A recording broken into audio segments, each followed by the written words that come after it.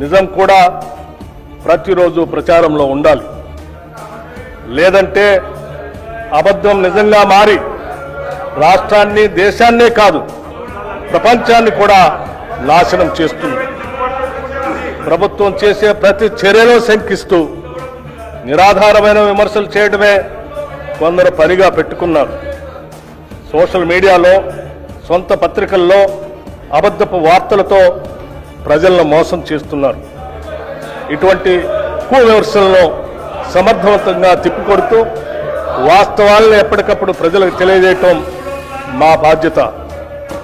నిజం ప్రజలకు చెప్పకపోతే స్వార్థపరులు ప్రచారం చేసే అబద్ధాలే నిజాలుగా భ్రమించే ప్రమాదం ఉంది. అందుకే ఎప్పటికప్పుడు సత్యాలను ప్రజల ముందు ఉంచుతూ ముందుకు సాగుతున్నాం.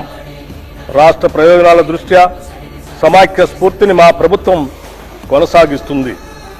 సమ్మిళిత అభివృద్ధి, సంక్షేమాలను ప్రజలకు అందించేందుకు గాను ప్రజాస్వామ్యబద్ధంగా ముందుకు సాగుతున్నాం.